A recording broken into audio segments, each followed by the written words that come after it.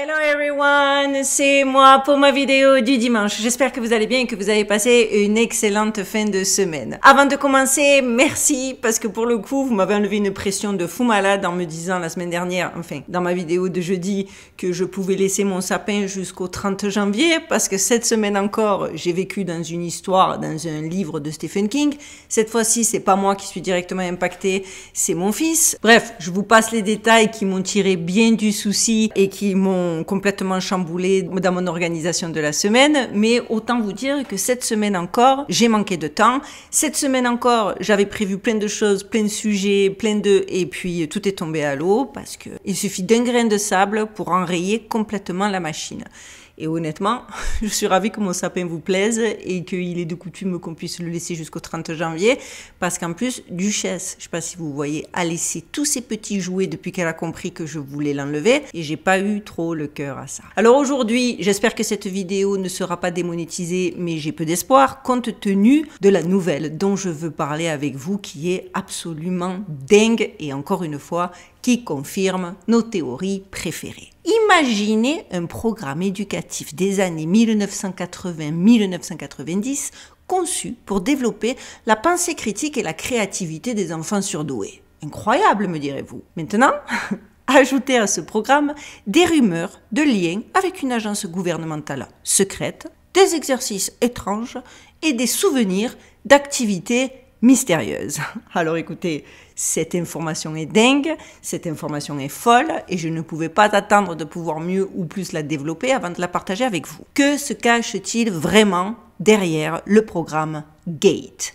Certains anciens élèves qui ont participé à ce programme ont des histoires à raconter et les similitudes troublantes avec d'autres programmes de recherche ne font que rajouter à l'intrigue. Alors je vais très certainement devoir censurer des mots, soit je vais les écrire, soit je vais trouver des néologismes, soit vous allez comprendre avec des blancs et le début des syllabes, mais je vais être obligée parce que là on va aborder tous les sujets touchy qu'on adore. Préparez-vous à plonger dans une enquête où éducation et conspiration se mêlent de manière surprenante. Prenez vos pop-corns, asseyez-vous confortablement, accrochez-vous, vous allez voir c'est passionnant et c'est maintenant, on y va.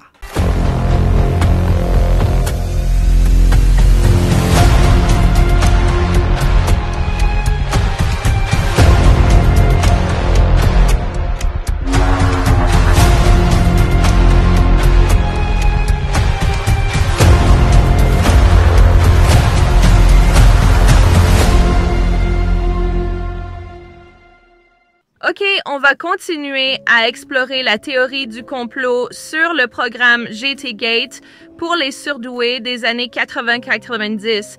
Car si vous étiez comme moi et participiez à ces programmes, il se passait des trucs bizarres que beaucoup ont tenté d'expliquer, mais je vous le dis, non, je n'y crois pas. On a subi des tests expérimentaux très étranges, pas ce à quoi on s'attendrait pour des surdoués.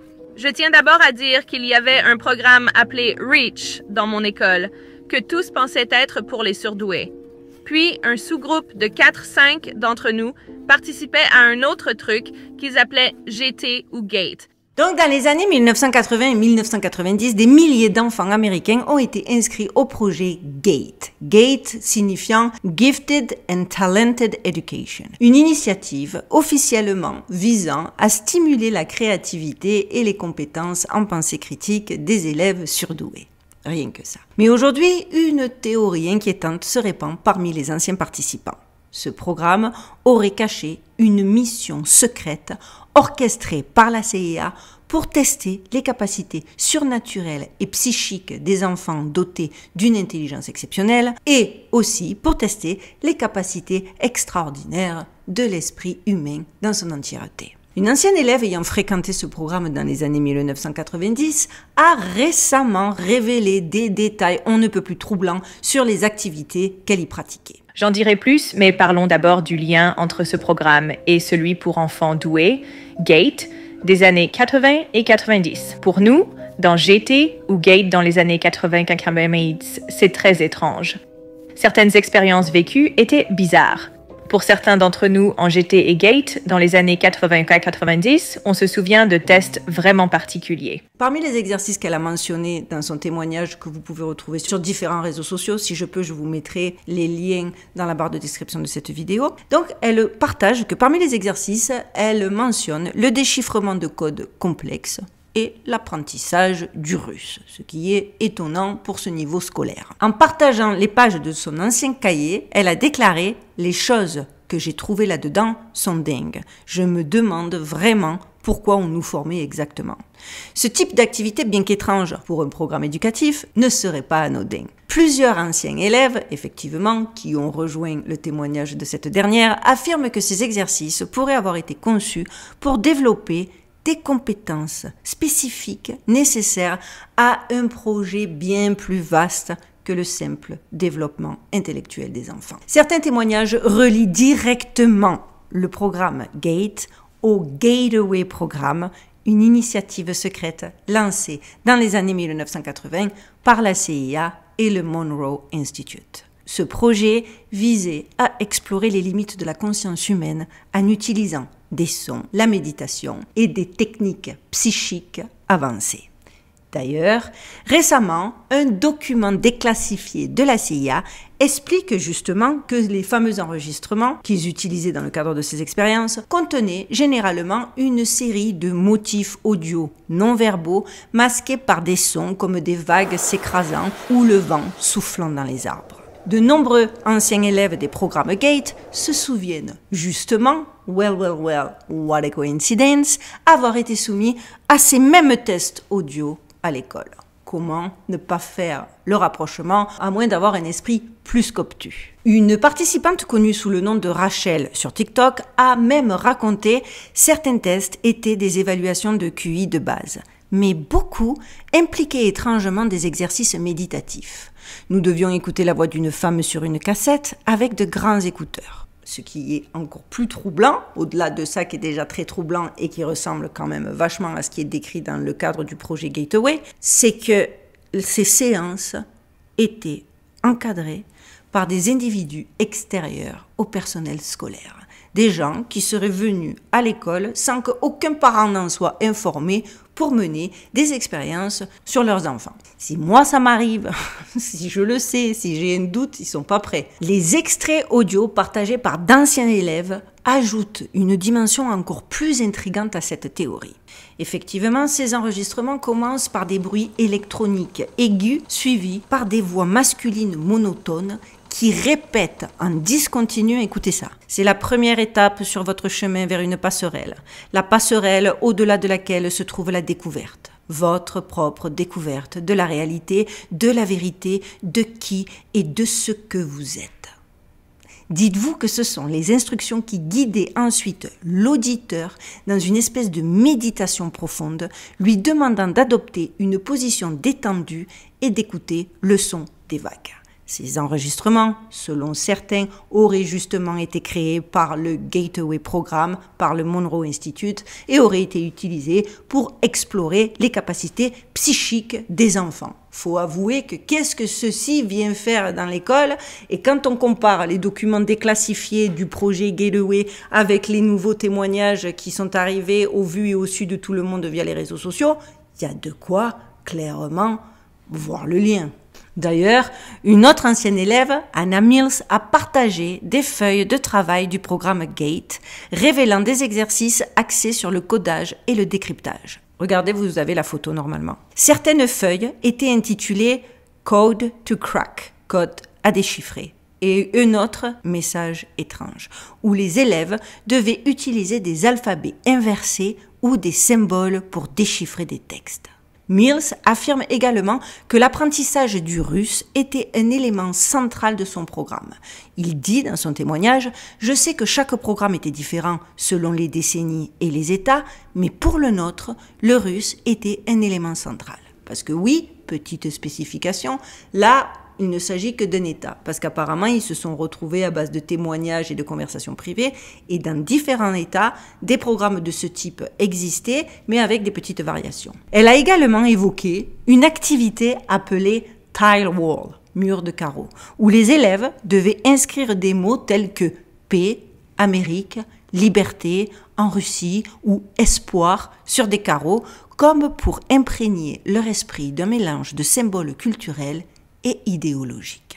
Malgré l'absence de preuves directes liant Gate à la CIA, les similitudes entre les activités des programmes éducatifs et les recherches psychiques de l'agence sont extrêmement troublantes.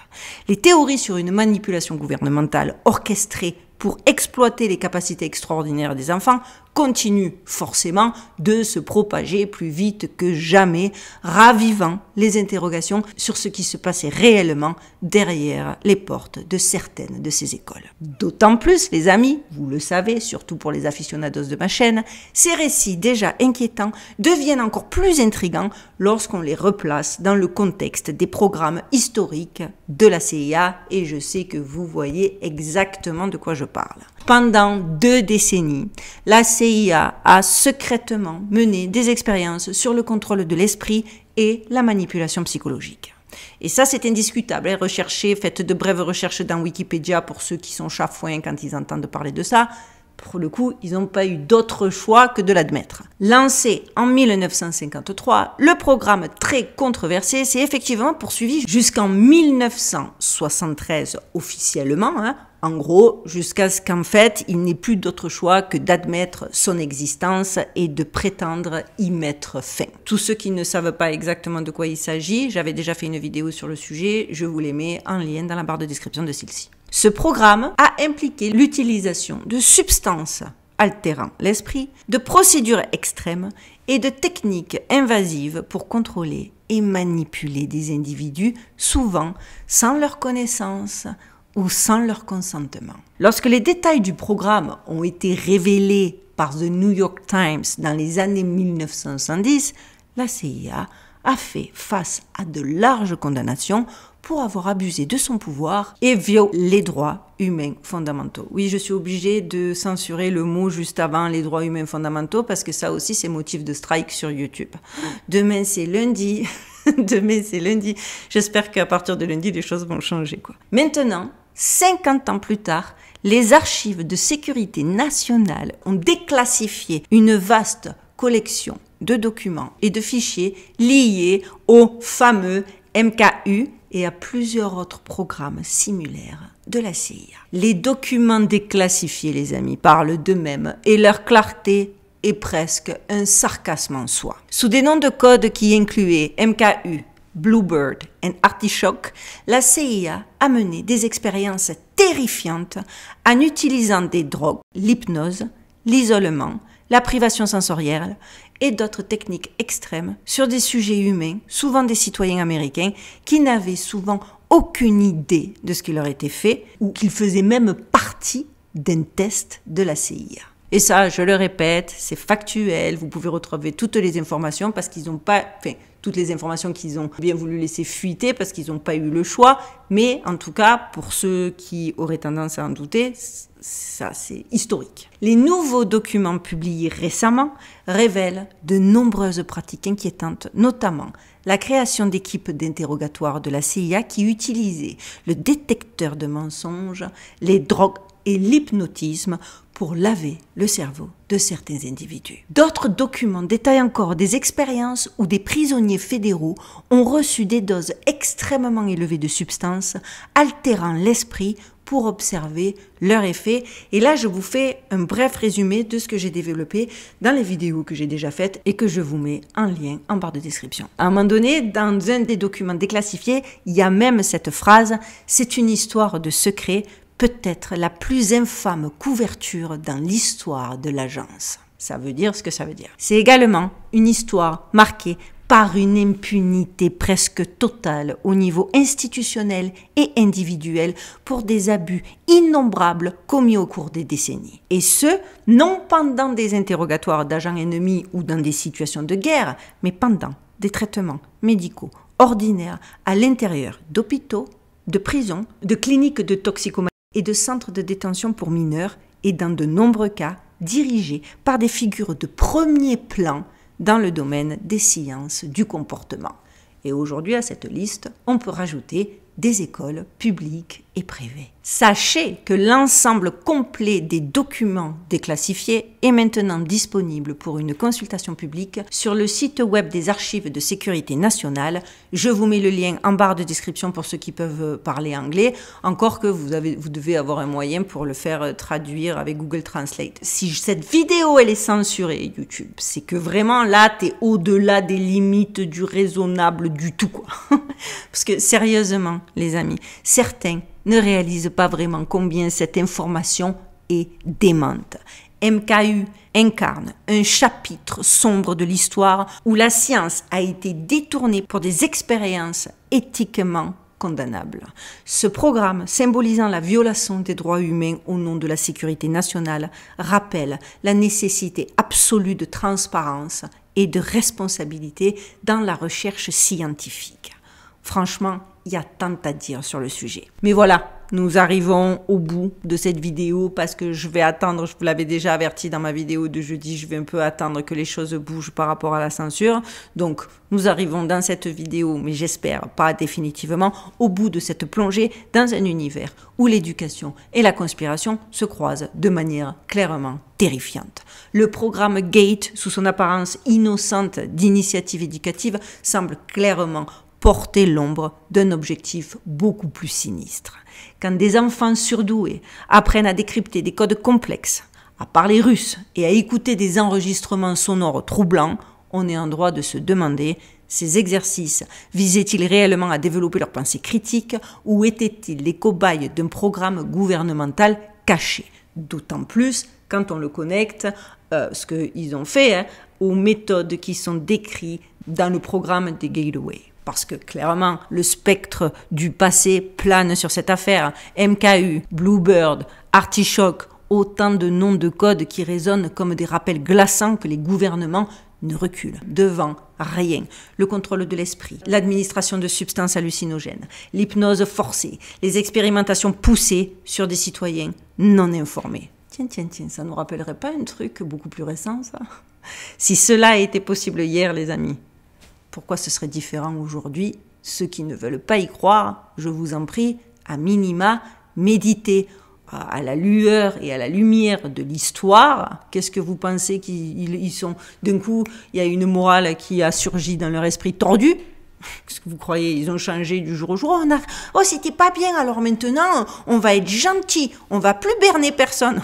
Ça a marché pendant des années. Ça marche même quand ils trouvent des espèces de portes de sortie, des excuses fallacieuses. Alors pourquoi ils s'arrêteraient? Ce qui est encore plus dérangeant, c'est la répétition de ces schémas. MKU n'était pas un dérapage isolé, mais un plan bien établi, soutenu et financé au nom de la sécurité nationale. Et maintenant, 50 ans plus tard, quand des documents déclassifiés nous révèlent l'ampleur des manipulations, que découvrons-nous? Une agence opérant dans une impunité totale, des vies brisées et des vérités dissimulées. Alors, quand nous analysons ces récits troublants liés au programme GATE, nous ne pouvons plus fermer les yeux, en tout cas de mon point de vue. Cela ne peut clairement plus être une simple coïncidence. Nous devons nous poser les questions. Et si ce que nous avons toujours cru être des programmes éducatifs, médicaux ou scientifiques n'étaient pas que des façades? Jamais cette question n'a été autant d'actualité. Parce qu'en fin de compte, tout cela pointe vers une réalité inquiétante. Les gouvernements, sous prétexte de sécurité, n'agissent malheureusement, et non, ça va en choquer certains, pas toujours, pour le bien de leur peuple. Ils ont prouvé, encore et encore, qu'ils étaient prêts à sacrifier la vie, les droits de l'innocence de leurs citoyens au nom de la recherche, du pouvoir, du contrôle et du profit. Alors bon, qu'allons-nous faire de tout cela? Que faisons-nous de tout cela? Ignorons-nous ces récits comme de simples théories farfelues ou osons-nous enfin regarder la vérité en face, aussi inconfortable soit-elle? La lumière est là, c'est clair, on l'a dit, on l'a répété, le temps des révélations, il y a de plus en plus de trucs de fous malades qui sortent. Et avec le gouvernement qui est en train d'être mis en place à la Maison Blanche, je pense que c'est pas prêt de s'arrêter de sitôt. On va avoir des dingueries, c'est sûr. On n'est même pas prêt, même nous, que quand même on est en mode de questionnement, de recherche de vérité, etc. Même nous, je crois qu'on n'est pas prêt. Donc quoi, une chose, moi, que je suis certaine, la lumière est là. Mais ça va être à nous de choisir si nous voulons la suivre. Je pense que la seule méthode à adopter aujourd'hui, c'est d'ouvrir les yeux, de poser des questions, de ne jamais cesser de poser des questions, d'exiger des réponses, à minima, parce que si nous ne le faisons pas nous-mêmes, qui le fera ? Et si vous voulez en savoir encore plus, rendez-vous dans la barre de description pour consulter les liens et les documents que j'aurai mis à votre disposition. Si je peux, parce que YouTube, il supprime aussi des liens, il faut le savoir. Ce n'est que la partie immergée de l'iceberg. Le mystère reste entier, mais la vérité pourrait bien être encore plus dérangeante que tout ce que nous avons vu jusqu'à maintenant. Restez curieux, restez éveillés. Nous, on se retrouve très vite pour un sujet encore plus explosif, j'espère. Je vais le tester dimanche prochain, voir si Google et YouTube, on va les mettre aussi dans le bon rail, comme ils ont fait avec Meta et compagnie. J'ai jamais vu des retournements de veste aussi drastiques, et puis pas de figure, quoi. Les mecs, ils ont dit A, aujourd'hui ils disent Z, mais à l'aise. Hein. Oui, moi. Mais en fait, on a été contrôlés. Je vous jure, je suis à la fois enthousiasmée, à la fois dépitée de tout ce que je vois, de tout ce que j'entends et de certaines réactions officielles, non officielles, amicales, pas amicales. Les gens, je crois que ça c'est acté, les gens me surprendront toujours. Voilà les amis, je vous l'ai dit, aujourd'hui mon sujet il est un peu plus court que d'ordinaire parce que j'ai eu une semaine et la semaine prochaine je ne suis pas encore sortie du truc. Donc je vais faire de mon mieux, mais je sais que vous êtes tellement bienveillants. Je l'ai vu avec le sapin, je le répète, merci. J'avais la pression, pas le temps. Je me suis dit, oh là là. Et encore, vous avez été au top. Cette communauté, franchement, j'aurais voulu la créer de toutes pièces, que j'aurais pas fait mieux. Alors encore une fois, je vous remercie du fond du cœur. N'oubliez pas que pour m'aider, on like, on commente, on partage. Les petits nouveaux, abonnez-vous en masse, en force. Plus on est nombreux, plus on est fort et on va avoir besoin très rapidement de se serrer les coudes, croyez-moi sur parole. En attendant de se retrouver pour notre dossier du Mystère dit et nos 3 actualités clés en main de la semaine, je vous souhaite de passer une bonne fin de dimanche. Prenez soin de vous, prenez soin de vos proches, gardez l'œil ouvert et surtout, stay safe les amis.